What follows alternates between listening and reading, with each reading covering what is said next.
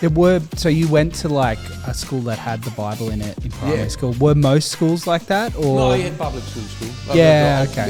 That's called openbare. But Yeah. my mother said, I think my father was going, so either one, and my mother said, no, we don't. yeah, okay, So he went to school with the Bible, and then the other one was a Christian Bible. But yeah, it was just in the morning, the first teacher you would have. So at the primary school, same as you'd have to teach the same teacher the whole day. And the other schools the same as one teacher for the period of 15 years. Yeah. And so then the only difference was all whether the teacher was there the first time, you would open your day with a prayer and maybe a little Bible reading. And it depends on the teacher.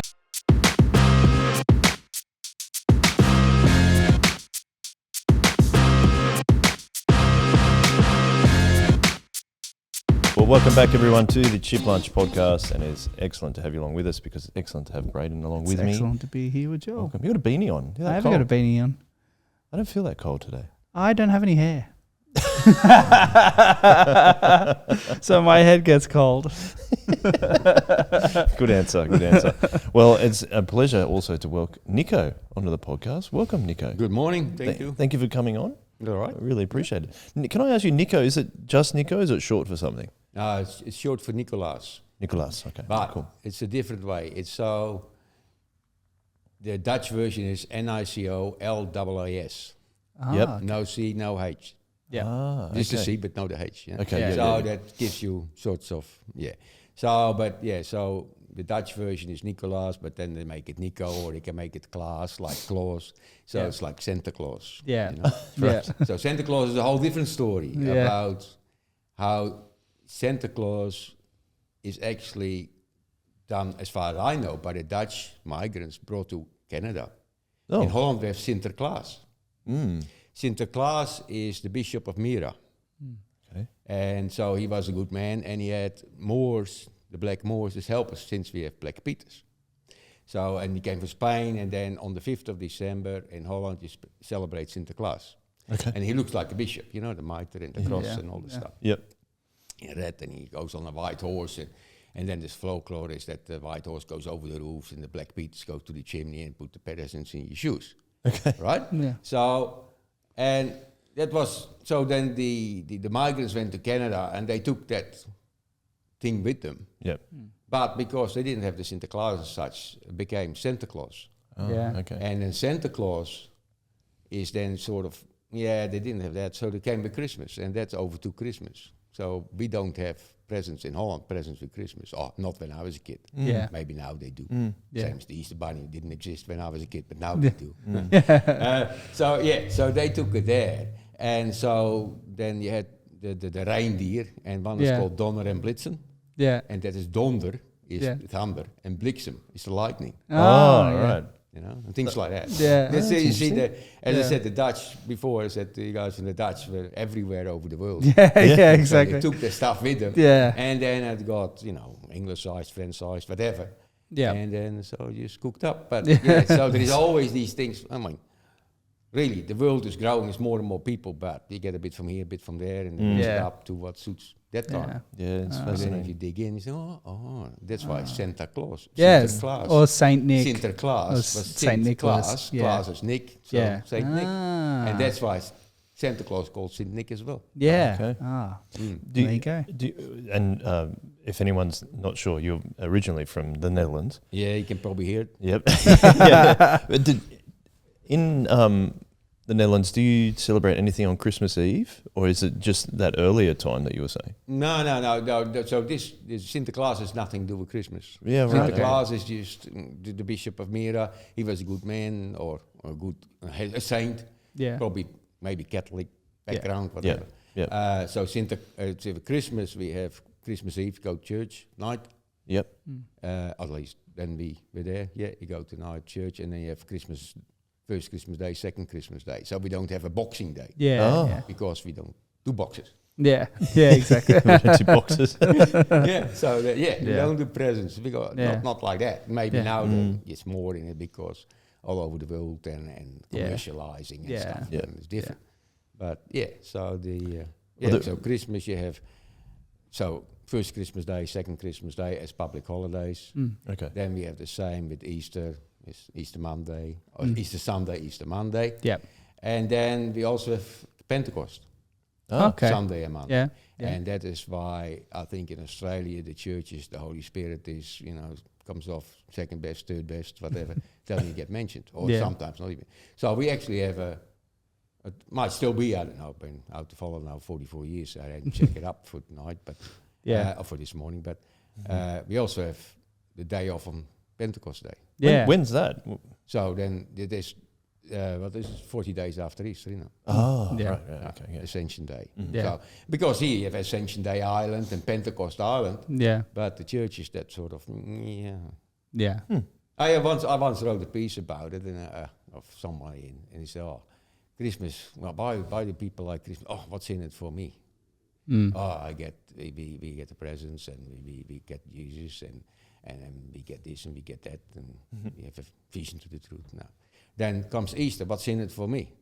Oh, Jesus died. Not so nice, but then he rose from the dead, and I have eternal life. Oh, that's nice. Then comes Pentecost. Oh yeah, what's in it for me? Well, you have to start doing stuff. Let's forget about that. There's no chocolate on this one. Two holidays. You get a holiday. Oh yeah, but that means you have to do something. I forget about it. No chocolate on Pentecost. Yeah, right. No. Well, one of the first things we ask is on the podcast, Nico, is how do you like to eat your hot chips? And you told me you're going to have one that's you've never heard before. See, so the chips is a different story. I mean, so they call them here French fries, and they think they are from that the American soldiers came in the First World War to Belgium or France, one of the two, and they saw these things, and that's why it's French fries. Right. But the talk is on from is it now Belgian or French? Nobody knows, because the southern part of the Belgians speak French. Is it a type of French. Flemish, The isn't northern part, the Flemings, and the top one is the part of Dutchy sort of thing, Wals.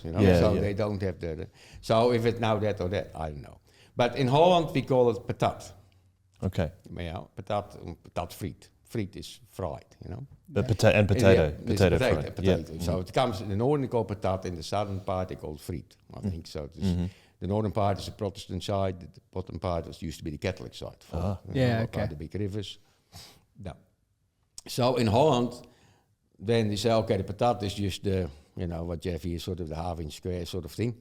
But you cook them twice, first cook and then they get fluffy, and then you cook them again and then get crusty on the outside. Yep. So that's that's what people most like. Now, the thing is, in Holland we eat them with mayonnaise. Yeah. I have heard that. You heard that? So when you go to the shop and you buy a patatje, when you put je behind it, means small, or it's more in term of endearment. Yeah. Right? Okay. Schatje, darling, Yeah, you're cute. So you buy a patatje.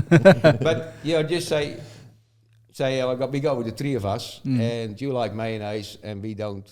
Yeah. Dan said, have one met en twee zonder. And you don't even have to say the mayonnaise. The met is mean with, and the other one zonder is without. Oh, okay. Right. Yeah. Because it's always meant to come with mayonnaise. So that, you just say met or zonder. But you don't have to say mayonnaise. Yeah. And so you get them in a cone-shaped bag. Yeah. And then the fries get chucked in and the mayonnaise plop on top. Yeah. So by the time to the bottom, if you had to go really hard. So later on they invented different ones with a little pocket and you put the mayonnaise in there. Yeah. So, but then you can have, apart from the patat and mayonnaise, you can go with peanut sauce. Oh, okay. And that probably comes from the Indonesian Yeah. heritage, right? Yeah. Oh, yeah, right. So, then you can have patat speciaal, which is mayonnaise, tomato sauce, and finely chopped onion. Okay. And there comes sometimes finely chopped onion on top of the peanut sauce can be too. Right? Yeah. And then you have patatje oorlog. Patatje oorlog, it's called in Dutch. Yeah. Oorlog is war. Yeah. Like fighting. Okay. And that is with mayonnaise and peanut sauce. That's what put together.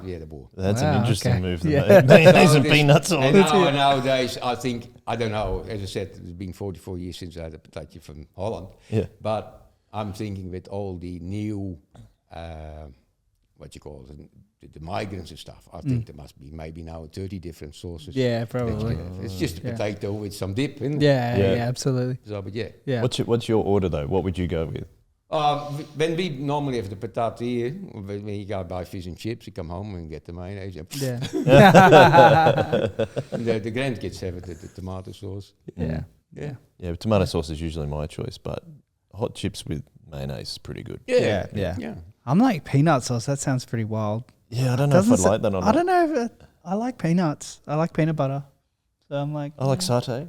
Yeah, like satay that's what I'm sauce. thinking. I don't know if I could do it with chips though. Yeah, that's why I'm like, sounds- I'm You know, intrigued. I said, there's something to try out. Yeah, Yeah, exactly. yeah, Exactly. I exactly. learn something every time. But that's true. We haven't had a peanut sauce on the podcast no. before, have we? No. So that's pretty cool. Would you normally go if you were back when you were in the Netherlands? What would your order be? Like, would it just be mayo? We normally, I think we most of the time would have the mayonnaise. Yeah. And the mayonnaise, that is like, the mayonnaise itself is more like an egg-based sort of thing. Yeah. It's sweetish, but it's a sweeter sound, but flavor. But there's also what they call friet sauce. It's a bit more acidic, more like Okay. Yeah.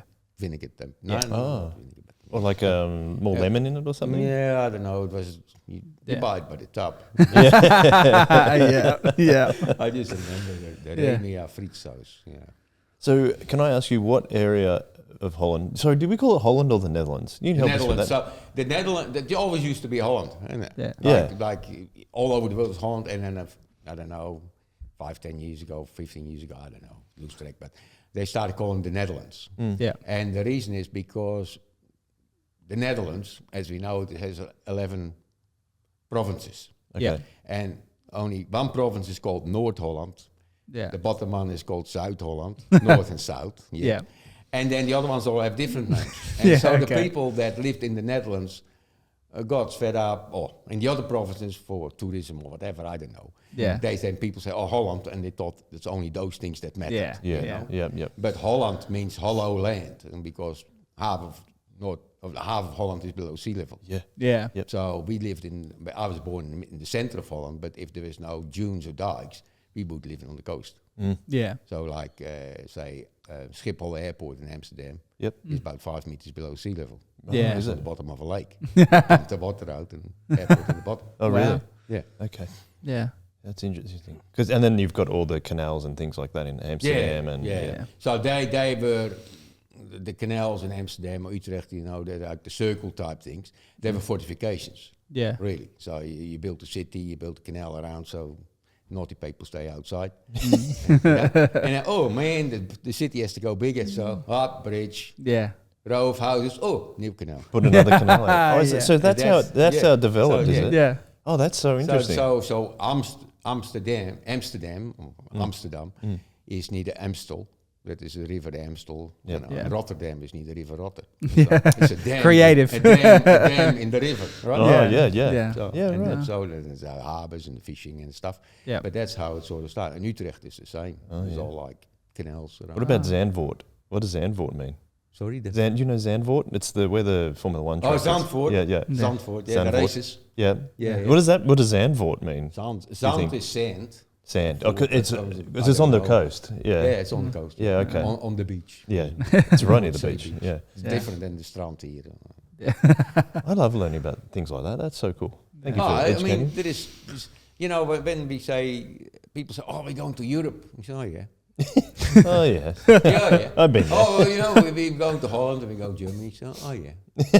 Okay. So, do you realize that Holland, you know, has a little bit longer history than here? You don't have to travel from here to Wollongong to see something different. You Yeah. just go out one door and you go next door and Yeah, yeah. spend another day. Yeah. Yeah. Yeah. Right? Yeah. That's what So Europe's like. Yeah. when we came to Australia in '82, there was 17 million people in Australia, Yeah. and there were 17 million people in Holland. Yeah. Now, if you then know that Holland fits 3 times in Tasmania, Yeah. or 220 times in Australia, Yeah. you can understand that people do stuff a bit closer together. Yeah, totally. Yeah. Yeah. Totally. So that is a sort of, and so when people say, oh, I see this, that is like when they do the Contiki tours or whatever they are. it's just like a taste test, I think. And then you have to go back to the places you really like. Yeah. I would like to go live in a European city for an extended period of time, just to experience it. That kind of thing that you're talking about. But when some people that go to England, especially because you can get there easy from Australia with your passport, and you go either work there or teach or whatever, something that's work too. But I mean, like go to work there or find another job, whatever they can do, their own work or something different, and then you only have to travel 30 kilometers across the channel and you're Frank. In Europe. Yeah. So you can go for the weekend to whatever. Yeah. That is just the distances. Yeah, it's much smaller. So easy. Yep. Yeah. So when for argument's sake, when we came back to Holland from Australia the first time, and I went back to the office where I used to work, and the guy said, "Oh mate, you live in Australia? Yeah. But you live in Sydney? Oh yeah. Oh, it's good. Have you been in Melbourne yet?" I said, "Mate, have you been in French Riviera?" Yeah. He said, "What?" I said, "No, that's too far." I said, "Well," he said, "But don't worry." I said, "I know guys that do it every night." But it's different. You get the map from Australia, whack it on Europe. There's not much left. That's very true. It always covers the whole thing. Yeah. Yeah. That's what's fascinating about it. That's why, I mean, in Holland it's about 150 kilometers wide and about 250 kilometers long, and that's about all there is. Yeah. You do it by push bike. Yeah. I did. But Did you? Yeah. That's awesome. My uncle's living up north. Yeah. Just right up there. Yeah, 10-speed gear racing bike. And it's all flat. That's good. It's good, but then the wind comes from the front. Then Okay, then yeah. A bit of a headwind. Helps you on your way home though. On the way home, it's great. All flat. Oh, that's cool. So where did you grow up in the Netherlands? Driebergen. Driebergen is a little village about 15 kilometers from Utrecht. Utrecht is in the center of the thing. That already comes back to the year dot, Utrecht. And so 15 kilometers on the way from Utrecht to Arnhem. Arnhem with the bridge too far, move you. Yeah. Battle of the Bulge. Driebergen. Because that was sort of halfway in the country where the Second World War first resistance was met. Yeah, The first part, they were through there before morning tea, I think. And then they went up to Driebergen just to give some things to do a little bit, and then the Germans bombed Rotterdam, and after 5 days it was well over. Yeah. So they flattened the whole inner city of Rotterdam. That's why Rotterdam has a more modern look on the inside. Like the older cities, all the old buildings that they have, and the streets are based on Hoort and Kaart. Yeah. While Rotterdam got flattened out, so then they could build it modern style. Yeah, After the war. Yeah. More modern styles. Because, heritage was gone. Yeah. Wow. Do you think it's time to ask the next question? Yeah. Nico, be really interested in, and I know we're going to hear more history about the Holland as well. How did you become a Christian? I was born in a Christian family, so my mother and father, So I never knew without God. Okay. Right, so and I think people say, so I don't have a flashbang experience. Yeah. Or a pinpoint moment. A Saul on the road to Damascus moment. If you have to choose, for my kids or for anyone really, I would rather have that from the start instead of finding out the hard way. Yeah. After, some people you hear this flashbang turnaround, but wouldn't you like to avoid all the misery before that turnaround? Yeah. If you can. Yeah. So we just Frederica as well. So we just went to Holland to the primary school, the school with the Bible, as it's called. You did church store and a Bible story in the morning, coloring thingy, whatever. And for the rest, it was just normal school. Yeah. And then you went to, you could choose, and the next school was also. So in Holland, the schooling system is different than here. So here you have only primary school, high school, Yeah. Now in Holland, you have the primary school, and after primary school, there is multiple choices. Okay. Like the patat. You can choose many flavors. Yeah. So you have, because in Holland, you have the Dutch language, but then you have the schools, if you are more inclined to work with your hands, you want to be a tradesman, instead of going to a school where you're going to be formed for the office job. You go to a trade school. So you have a lower trade school, a medium trade school, and a higher trade school. And so at the lower trade school, you might learn the Dutch, plus the English, plus the German. So you can read the manuals and stuff. Yeah. Then you go to another school, you might have to add French to the mix. Yeah. Wow. And then you go up to another school, the HAVO, higher up. Then you prepare yourself for university type stuff. Yeah. Then you get Greek and Latin thrown in the mix as well. Yeah, fun. So there's a lot more differences. So that the advantage of that is that if you are, say, a kid that is not inclined into the languages, would really be stuffed in so many hours of their life where they could have learned how to hold a hammer or cut a saw, tools, whatever. Yeah. But the thing is, you can always cross over. Okay. So you go from the lower trade school to the medium size of the medium level trade school to the higher trade school. With the higher trade school becomes the engineering thing. This is what I did. Okay. So I did an office type school. Because it was in the village, the other one was outside, you had to ride much longer on your push bike. Yeah. So we did that for 4 years. Then I went to the HTS, the higher technical school. Yeah. In which first year they had a bridging year. Yeah. And people from all types of schools came there. So from where I came from, some from the medium technical school. Yeah. And all ages were there. I was there when I was 15. The oldest in the class was 31. Wow, okay. There were some guys in there that got sent there by the army. They were in the army already, and they said, "Oh, you better start doing some engineering." Yeah, because they were in the in the bridge building stuff. Yeah, and so they got paid for paid by the army to go to the school. So so the average age of that when in the start when I started, the average age in the class was probably 22 when most class started, and that was the age when I finished. Yeah, it was 6 years of 5 years. Yeah, 4 years. 4 years. 2 years, 2 years study, then 1 year working on building sites, and then 1 year for the final thing. Wow. So, so that you didn't. I didn't go to school first with the hammer and a nail. So I did it at home in the shed. Yeah. You know? Okay. But so it was just your hobby. But then later on the technical side, and then after that, you could go back. You could go up to the uni and maybe become a proper engineer. Yeah. Okay. Up higher and higher and higher. So there's many. Yeah, where you can shift or so like some kids might, at 12, 13, not really want to do certain things. Yeah. But then by the time you come 14, 15, you think, if I can still move over that way. Yeah, that's good. He don't have that yet. Yeah, that's really interesting. Apart from TAFE, the vocation course, but so there's a more wider variety. More flexible. Instead of going to school and say now I have to have enrichment class or whatever. Yeah. You just go to a school where they do that stuff. Yeah. Oh, that's cool. I like that. So you went to like a school that had the Bible in it in primary school. Were most schools like that, or no? You had public schools too. Okay. What's called openbare. But my mother said, I think my father was going to say, well, either one. And my mother said, no, they're going there. Yeah. Okay.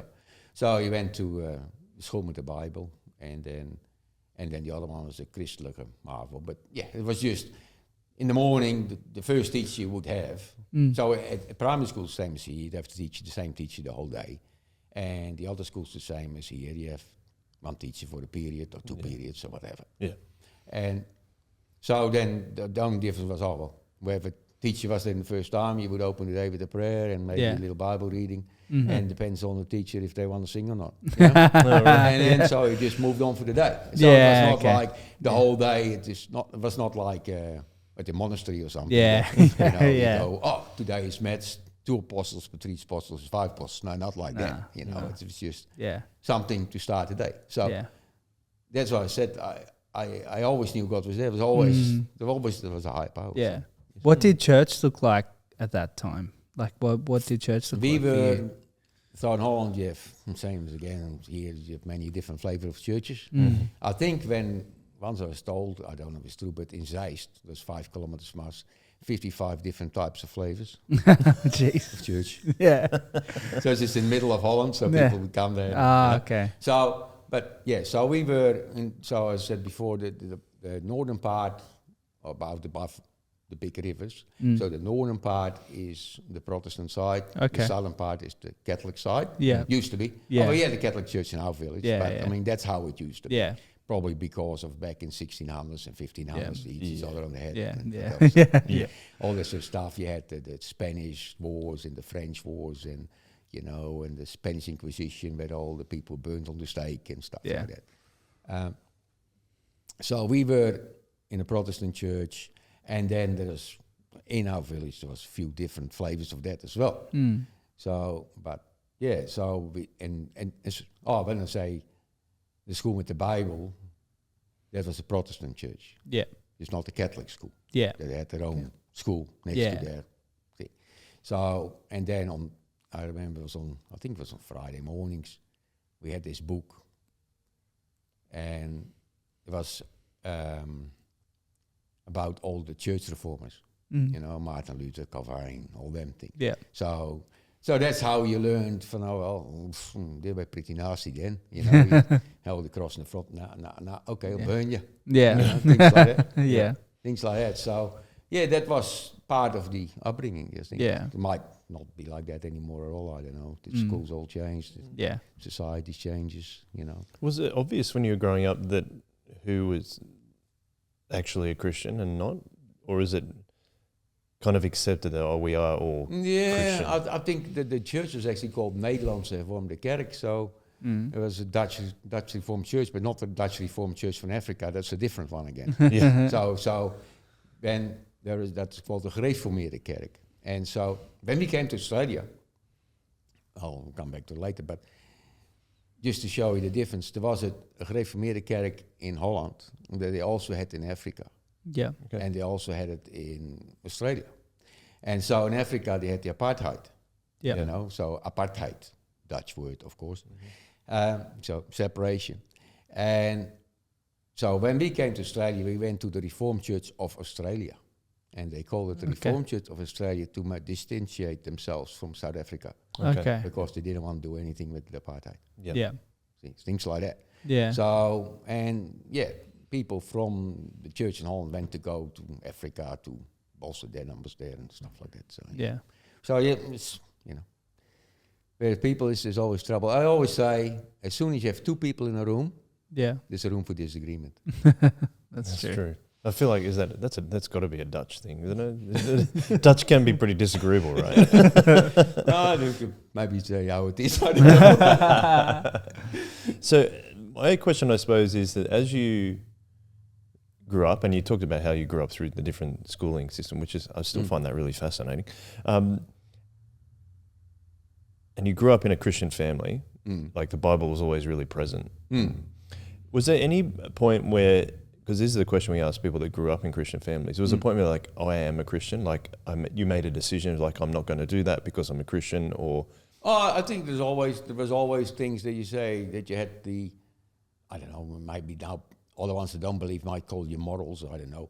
But there's certain things you say, no, I'm not doing that, or, you always had the thing from, you can, when people say, you want to do this, you want to do that, I said, I didn't feel the urge to do it, like maybe that's the protection, what you can call about, without you even knowing that you're protected,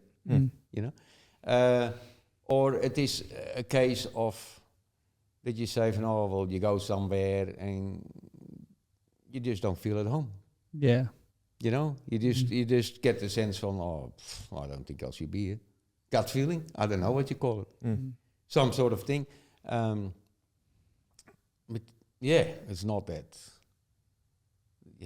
I don't know. It was just in your upbringing, maybe it's a whole different time, of course, 44 years ago. I mean, longer now. I'm 70 next month, so, a bit longer. So in the 60s, 70s, so it's a whole different life. Yeah. I think it's the same if you look in Australia and how people would say they're actually Christians, which they now call themselves Christian, when that was a whole different mindset of what it was. It's a little more lifestyle, maybe. Yeah. Cultural. More lifestyle. Maybe didn't have as many, maybe we didn't have as many distractions. Yeah. Or temptations, because they were just not there. Yeah. There was no, when I was a kid, there was no TV. We live in a village, so you didn't live in the city where maybe more of those worldly things would happen. Yeah. We just You lived in a house in the village, 15,000 people. You know, you had animals in the backyard. And, you know, you had chickens and you had pigeons and had rabbits and had a goat and stuff like that. When I was a kid. Yeah, so different. And then some days people went to this church and other people went to the other church, but you never stood still by one. Oh, well, in the end you all come together because there's no hedges in heaven as far as I know. But, you know. Yeah. But when you get buried there, oh, there's the hedge. Yeah, you go on that side, you go on the other side. What did church look like? So say you were rocking up on a Sunday. What did church look like for you? I'm assuming pretty similar to here. Yeah? Yeah. Just, but I think when we were a kid, okay, the minister had then his black toga and his white dog, and he ascended to the pulpit, you know, like the old churches. They stand up on the he just stairs up, so he prays before he goes up the stairs and then speaks the word of God, you know, things like that. Yeah. That's the old churches. The modern churches, when we left, built similar as what this is. Or, you know, God, you're standing down on the ground with all the other people. Yeah. Do you have positive memories of going to church, or was it just something you just did, so it was part of life? As a kid, we went, but not that often, I think. Okay. So, because it was all the way on the other side of the village, you know. Okay. So later on, they built one close to us. Okay. But then, I don't know how long that lasted, 20, 30 years, and it's gone. Okay. Bulldoze and the one next door to it too. Oh, really? And they make carpet place from it or something. You know, when I worked in the office in Zeist, there was a lot of churches that closed down. When I worked in the office in Zeist, one morning I look out the window in the drawing office, you know, draftsman. And there was a church next door, and it was closed. You know. And you look, and suddenly you see a guy digging in the backyard. What's he doing? He's digging up the old graves in a little box and plunk, plunk, plunk, find a couple of little bones here and there. Plunk, plunk, plunk. Really? It's going to be development side because the church is already used as a carpet storage. Because it's nice and long, you know, you can put the rolls of carpet in it. Wow. So the next one, yeah. That's wild. So it's the same sort of even the colleagues come out and say, oh, what was here before? Or convicts, dig, clean it up. Yeah, now you can build. Yeah, okay. Wow. Same sort of thing, so reburial or whatever it was, I don't know. But you say, what a job. Yeah. So, but yeah, so I think a lot of those places, they were set up, you know, in wide areas, and same as here. Now you see, well, you build duplexes on where there used to be one house. You know? Yeah. So it's the same there. More people have to live somewhere, or well, that we don't use it anymore. Yeah. Go on. So you said you went through the technical side of school. Did you have a plan of what you wanted to do, or you just thought this would be more interesting than going to the different options? So when I did my, I always liked science and mathematics and all that sort of stuff. So then when I had the final numbers of my exam when I was 15. There was a list on the door and said, well, if you have these numbers, you can pick this or that, that and that and that. So and that's how I went, as a Dutchman, you went into the road and the waterworks, you know. Yeah. And that was the engineering, civil engineering. Okay. So that's how I was thinking, it looks interesting. Yeah. 15, you know, looks interesting, so give it a go. Yeah. So we started with 5 classes with 30 kids in each, or 30 people in each, because some guys were 31. And by the end of the year, it would dwindle down to about 2. People that couldn't handle it or tried it or whatever. Yeah. And then you go on to your 2 years of, you know, the real study of the engineering and stuff. And then 1 year you had to work half a year for the contractor and half a year for the supervisor. Okay. And then you went back to school and did more work. And the year that you worked, you went to Saturdays to school. Okay. To catch up. And you had to write reports of what you were doing and this and this and this.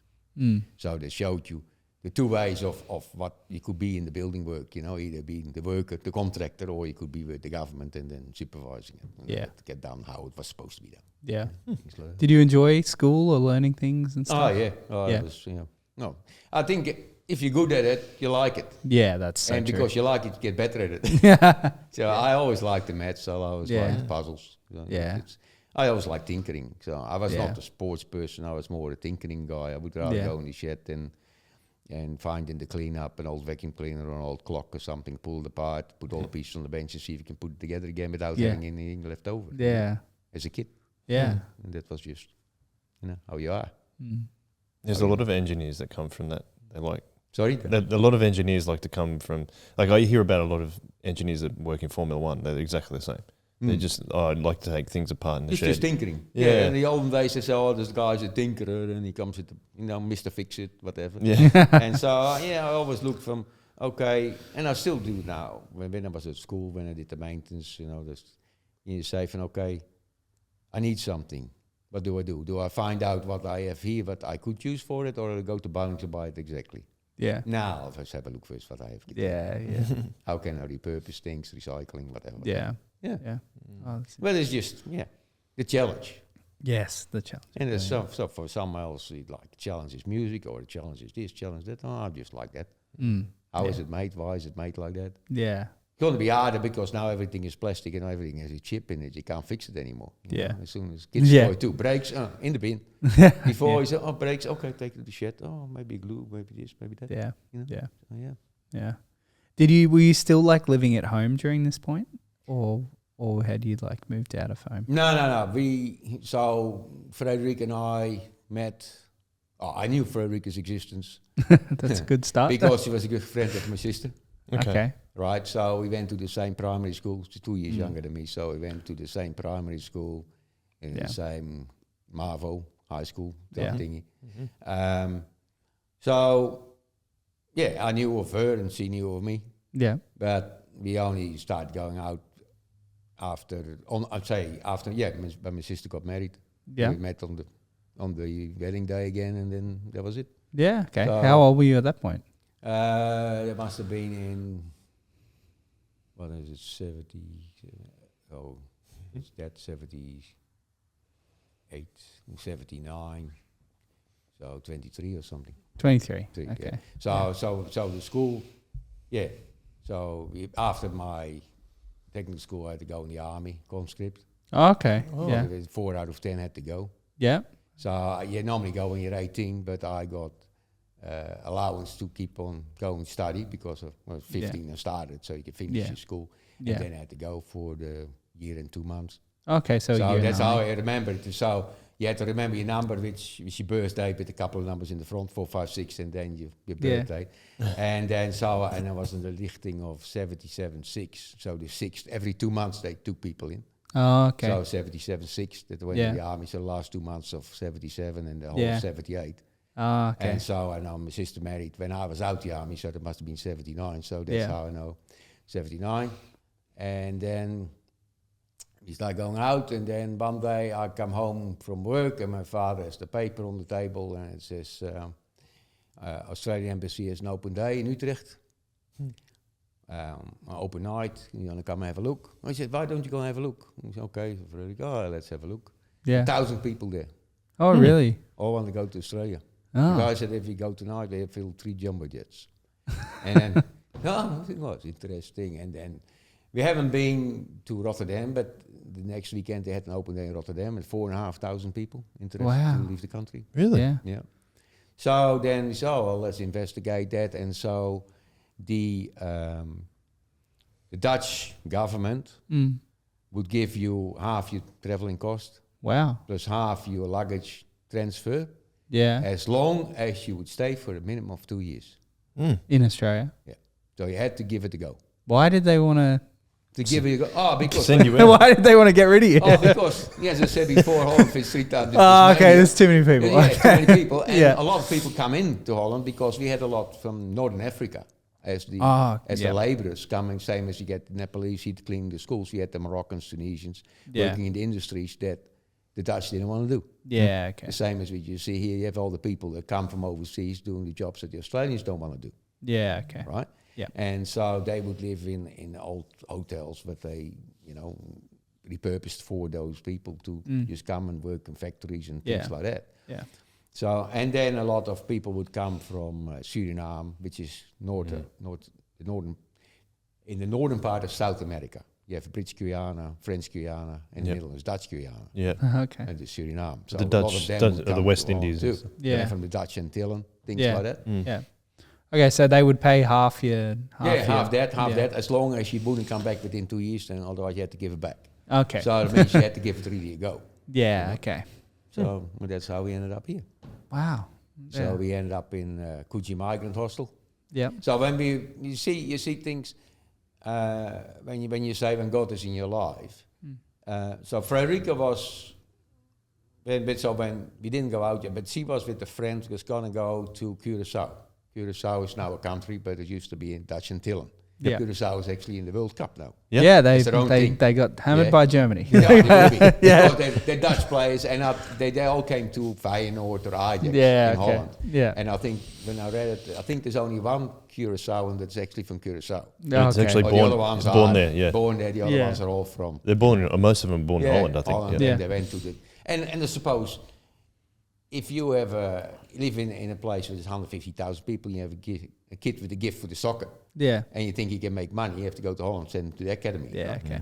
So, and so she was going to go there as a pharmacist. She was a pharmacist by then, a pharmacist assistant, making all the compound medication, not just handing out boxes like they would do here. Making the stuff, mixing the stuff, you know? Yeah. Yeah.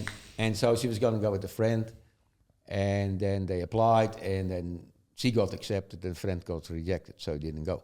Oh, wow. So, yeah. you can say it's the work of God. She stayed in the country to Yeah. me. Yeah. All right. So then, what was that? So then, so she stayed in Holland. We went to the, let's have a look in the Australian embassy. We went to see the guy in The Hague. And they said, oh yeah, it's good. So they scored you on points. Yeah. So if you're young, you get lots of points. Old, not. Not so many. If you have a lot of money, you get lots of points. Young and no money, you get points for your money. Points for your age, but not for your money. Yeah, okay. So things like that. And then you had to make the 50 points, whatever. And I could get in because of the engineering thing. Okay. And then she could only kill me, and she could marry me. No, well, that was the idea anyway. So that was that. Yeah. So then she said, oh yeah, I'll take you about 6 weeks. Took him 2 years. Oh, really? The paperwork. Really? Okay. The paperwork. So, Yeah. So then in July 82, we got the letter from Australia. They say, oh, you're accepted as a migrant, as permanent resident. So I went to the boss and the guys in work, and I said, oh, I'm going. He said, oh, are you still going? I mean, you waited so long. I said, yeah, okay. And he said, but if it doesn't work out, isn't that embarrassing? I said, who? For who? For you? And look at me, if you waited this long, I'm going to see what it is. Yeah. Except because when I told my uncle, he was, so mother was from 1918, so there was fighting age in World War II. Yeah. So when I told my uncle that I was going to Australia, he said, oh, yeah. He said, I've always wondered what would happen if my kids ever would have gone to Canada. What happened to him was he was in the Second World War. He escaped from the Germans as a like the resistance fighter. He went to England. He came back fighting with the English and the Brit and the Americans, whatever. Yeah. And he got a lot of Canadian friends because of that. Canadians were in the war too. Yeah, they were. So and they said, "Oh, you come to Canada," and he really wanted to go to Canada. Yeah. And his girlfriend, "Oh yeah." And then just before they're gonna go, the family of the girl started pull on the girl. Did she really do it? No, maybe not. So decide not to go. Okay. So that was, say, 1950s. Yeah. So when I tell him in 1980, 32 years later, I'm going to Australia. Yeah. He says, oh, what have happened? I don't want that. Yeah. I don't want to sit here 32 years later and say, what would have happened? Yeah, could have done that. So we said, we give it a go. And said, but it doesn't work. Oh, did you go and have a look first? He said, no, why would you spend all that money first to have a look? And then get and then, no, mate, we don't want you. Yeah. So why would you do that? Yeah. And said, and then you go as a holiday mode anyway. Yeah, it's different. And people say, holiday's great. See, it's okay when you're in holiday mode. Yeah. Yeah, but when you have to live there. Work there. When I worked on the roads and then there's snow. Yeah. One day when I was working, when I said before I had to work 1 year from when I was studying. And so 1 year I was working for the road build. And how to make the white lines on the road, and you have to put dots on the road, and then comes a truck and it goes, So we setting those lines because I could see the guy on the other end of the string because it was fog. Fog here in Holland is different than here. They call here fog and the airport is closed. Yeah, mate. Huh? If that was fog in Holland, we would never do anything anytime. You know? Yeah. You know? Fog in here is when if you come outside the front of the church and you see the telegraph and the pole on the other side, you can't see it, only the light on top. Yeah. That's fog. Yeah. You know, you can stick, where is the wall? Yeah. You know? So I was we were setting those tips. Yeah. And I think, nothing else happened on the road because you can see, and suddenly behind me, far out was that. It's the guy making the lines on the road. Yeah. But, you know, stop. Yeah.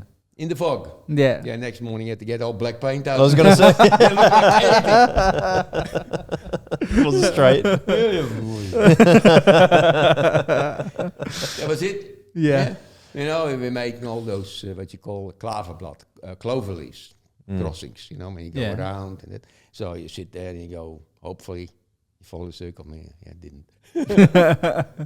Is that a roundabout? Is that what you mean? Yeah. So yeah. Clover leaf, that's not a roundabout. The clover leaf is when two highways intersect. Oh, yeah. And then you want them without traffic lights. Yep. You know, Yeah. so you get those loops that go Yes. up and down. Yeah. Sorry, I understand now. Yep. Yeah. So if you see there is some interesting stuff on YouTube about aerial roads in Holland, similar to America, you know, all the stuff that they try to do here now, say out west. Yeah. You know, that sort of stuff. Yeah, we used to use it. Years and years ago. What did you know about Australia before you came to Australia?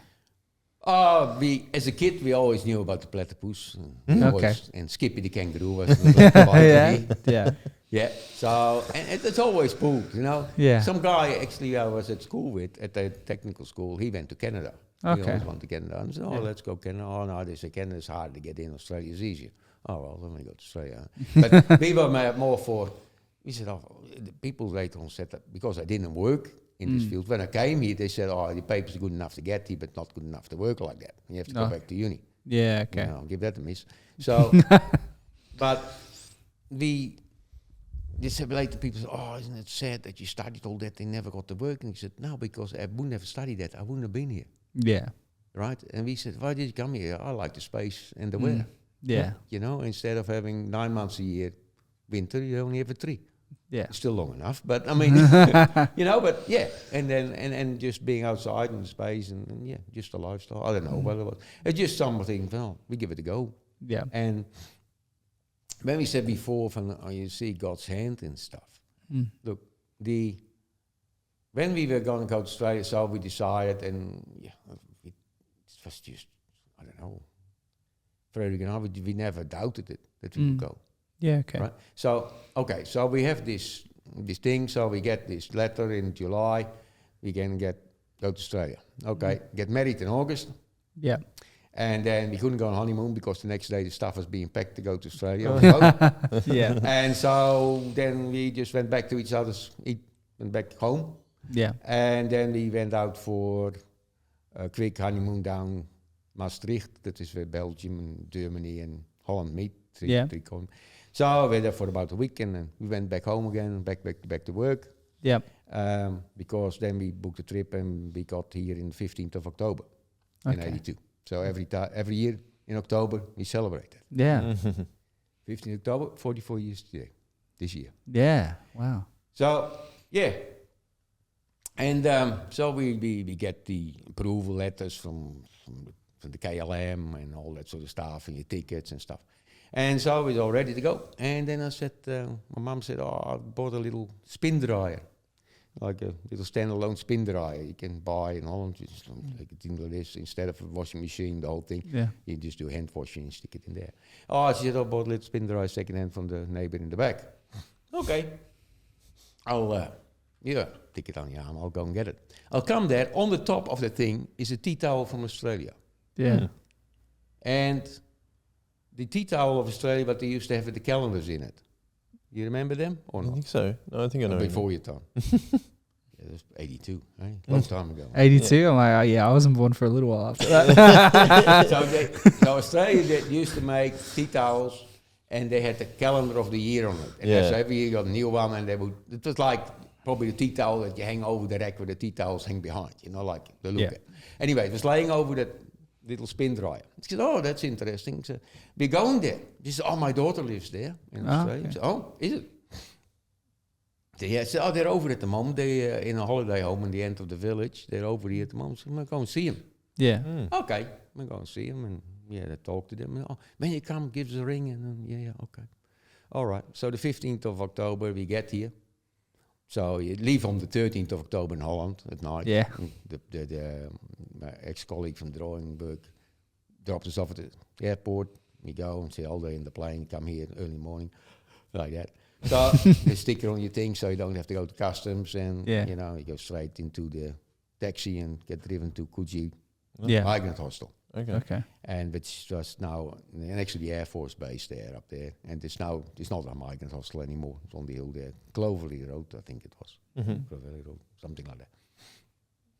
Anyway, so we better go to bed. So we go to bed, you wake up, oh, it's dark, oh well, stay in bed. All right, so then it's all, we ring those people, they're from Holland. So they lived in St. Mary's. Okay. Now we had no idea what St. Mary's was. Yeah. You just go to the station, you find it and take the train. Okay. So we took the bus from Clovelly to the station, but there was no bus. Some guys dropped us off at the station. We go there for the weekend.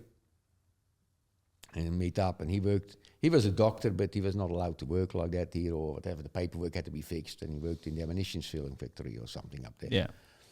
So on Sunday, we go with them to church, to the Reformed Church of Australia. Yeah. In St. Mary's. Oh, yeah, and I said, oh, everlasting. Oh, that means eeuwigheid. You know, like that. Yeah. Talking in Dutch and English and English and Dutch.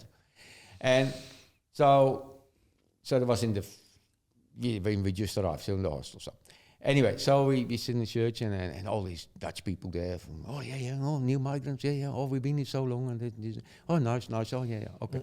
So we go back to the hostel. And, you just do your, normal thing. Wednesday night, knock on the door. The pastor from the church in St. Mary's had rang the pastor in Sutherland. Okay. Told them, new migrants, better go and see him. Yeah. So, no contact whatsoever. He didn't have mobile phone and crap. Yeah. So he just drove all the way from Sutherland to Coogee on the off chance that we might be in home. Yeah.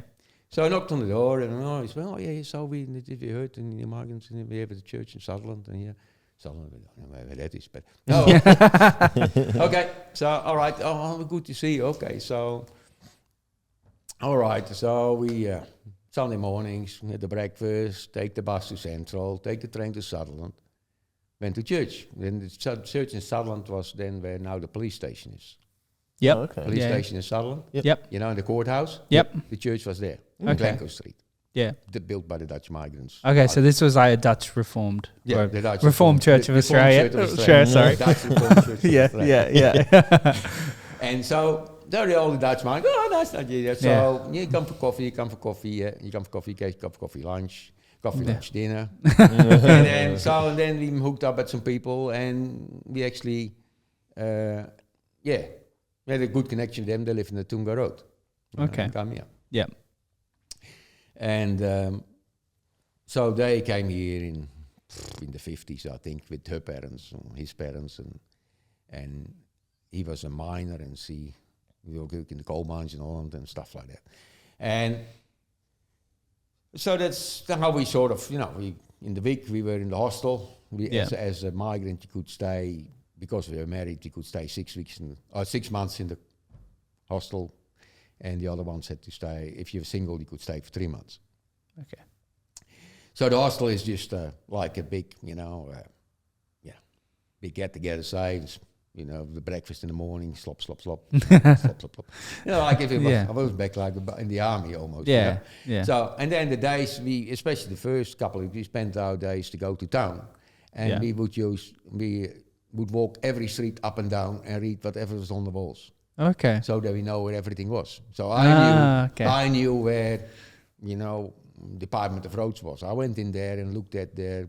One day I was thinking, one migrant who gives a hoot. Knocked on the door, said, can I look in your library? You want to see how they build roads here? Yeah. Oh, yeah, okay. That's cool. Anyway, a couple of things like that. Anyway. So then we live in the hostel, and he said, okay, I'll find some work, eh? So, then they said, okay, well, I went to a temporary employment agency because that's how I worked in Holland too. Like, you might get a contract for 6 months or whatever and see how it happens, you know. And so, you have those papers, but they're all translated, but it's so good, but no. Nothing happened. He said, you have to go to, what was it called? Something in Broadway, and you have to get your papers validated. I said, you had to get certified translation to make it till here. Okay. I ended on the job shortage list. Yeah. But you still had to get the papers validated somehow. Yeah. Anyway. He said, you have to go to Broadway, go to people. Said, okay, fine. So you go there, I said to the lady van all this and this, what needs. She said, we have to do research on that. I said, no, I got here a book in English from the Dutch Engineering Institution. It shows exactly what I did, so you can see it. She said, I got that book actually here too. I said, okay. I said, so that's good. I said, so, but we only do that stuff in our free time. Okay. Okay, it's okay. So when is that? We have had free time for the last 5 years.